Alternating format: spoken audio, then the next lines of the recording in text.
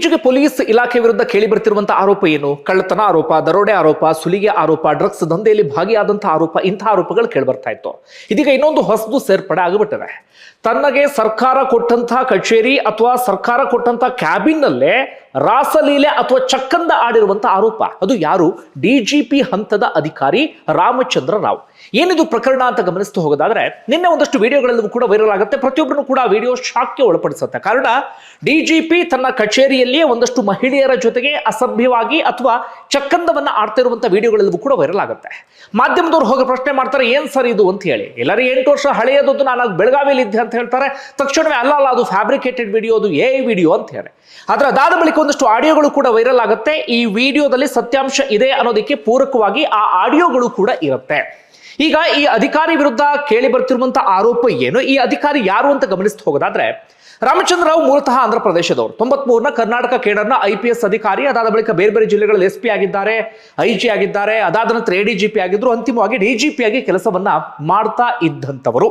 ಈಗ ಆರೋಪ ಏನು ಅಂದ್ರೆ, ಆ ವ್ಯಕ್ತಿ ತನ್ನ ಬೆಡ್ರೂಮ್ ನಲ್ಲೋ ಲಾಡ್ಜ್ ನಲ್ಲೋ ಮಹಿಳೆಯರ ಜೊತೆಗೆ ಚಕ್ಕಂದವನ್ನ ಆಡಿದ್ರೆ ಯಾರು ಕೂಡ ಪ್ರಶ್ನೆ ಮಾಡ್ತಾ ಇರಲಿಲ್ಲ. ಸಾರ್ವಜನಿಕರಿಗೆ ಆಗಬೇಕಾಗಿದ್ದೇನು ಇಲ್ಲ. ಆಗ ಸಂಕಟವನ್ನ ಪಡಬೇಕಾದಂಥವ್ರು ಅವ್ರ ಹೆಂಡತಿ ಮಕ್ಕಳು ಮಾತ್ರ. ಆದ್ರೆ ಈ ಮನುಷ್ಯ ಮಾಡಿದ್ದೇನು? ಸರ್ಕಾರ ಕೊಟ್ಟಂತ ಕ್ಯಾಬಿನ್ ಮತ್ತೆ ಸರ್ಕಾರ ಕೊಟ್ಟಂತ ಕಚೇರಿಯಲ್ಲಿ ಆ ಕೃತ್ಯವನ್ನ ಅಥವಾ ಕಾಮತೃಷ್ಟಿಯನ್ನ ತೀರಿಸಿಕೊಂಡಿದ್ದಾರೆ. ಆ ಕಚೇರಿ ಯಾಕೆ ಕಾರಣಕ್ಕೆ ಕೊಟ್ಟಿದ್ದಾರೆ? ಜನರ ಸೇವೆಯನ್ನ ಮಾಡ್ಲಿ ಅಂತ ಹೇಳಿ. ಸಾರ್ವಜನಿಕರು ಅವ್ರು ಭೇಟಿಗೆ ಹೋಗ್ಲಿ ಈ DGP ಹಂತದ ಅಧಿಕಾರಿಗಳನ್ನ. ಸಾಹೇಬರು ಬಿಸಿ ಇದ್ದಾರೆ, ಸಾಹೇಬರು ಇದು ಮಾಡ್ತಿದ್ದಾರೆ, ಸಾಹೇಬರು ಇದು ಮಾಡ್ತಿದ್ದಾರೆ, ಇಂಥ ಉತ್ತರ ಬರುತ್ತೆ. ಸಾರ್ವಜನಿಕರ ಭೇಟಿಗೆ ಅವಕಾಶವೂ ಸಿಗೋದಿಲ್ಲ. ಆದ್ರೆ ಸಾಹೇಬರು ಒಳಗಡೆ ಏನ್ ಮಾಡ್ತಿದ್ರು? ಸಾಹೇಬರು ಮಾಡ್ತಿದ್ದು ಈ ಕೆಲಸವನ್ನ, ಸರ್ಕಾರ ಕೊಟ್ಟಂತ ಕ್ಯಾಬಿನ್ ಅನ್ನ ತನಗೆ ಬೇಕಾದ ರೀತಿಯಲ್ಲಿ ಬಳಸ್ಕೊಂಡು ಬಿಟ್ಟಿದ್ದಾರೆ. ಎಂತೆಂತಹ ದರಿದ್ರಗಳ್ರಿ ಇವರೆಲ್ಲರೂ ಕೂಡ. ಸರ್ಕಾರದ ಕೆಲಸದ ಮೇಲೆ ಗೌರವ ಇಲ್ಲ, ಯೂನಿಫಾರ್ಮ್ ಮೇಲೆ ಗೌರವ ಇಲ್ಲ, ಸರ್ಕಾರ ಕಚೇರಿ ಮೇಲೆ ಗೌರವ ಇಲ್ಲ. IPS ಅಧಿಕಾರಿ ಆದ ಮಾತ್ರ ಏನು ಬೇಕಾದ್ರೂ ಮಾಡಬಹುದು ಎನ್ನುವಂತ ಮನಸ್ಥಿತಿ, ಎಲ್ಲ ಬೇಕಾದ್ರೂ ಚಕ್ಕಂದ ಆಡಬಹುದು ಎನ್ನುವಂತ ಮನಸ್ಥಿತಿ ಇದ್ದ ಕಾಣಿಸ್ತಾ ಇದೆ. ಕೊನೆಗೂ ಈಗ ಸರ್ಕಾರ ಸಸ್ಪೆಂಡ್ ಅನ್ನ ಮಾಡಿದೆ, ಇಲಾಖಾ ತನಿಖೆಗೆ ಆದೇಶವನ್ನ ಹೊರಡಿಸಿದೆ. ಮುಂದೆ ಇವರ ವಿರುದ್ಧ ಅತ್ಯಂತ ಕಠಿಣ ಕ್ರಮ ಆಗ್ಲೇಬೇಕಾಗತ್ತೆ. ಈ ವ್ಯಕ್ತಿ ವಿರುದ್ಧ ಪ್ರಥಮ ಬಾರಿಗೆ ಆರೋಪ ಕೇಳಿ ಬರ್ತಿರೋದಲ್ಲ.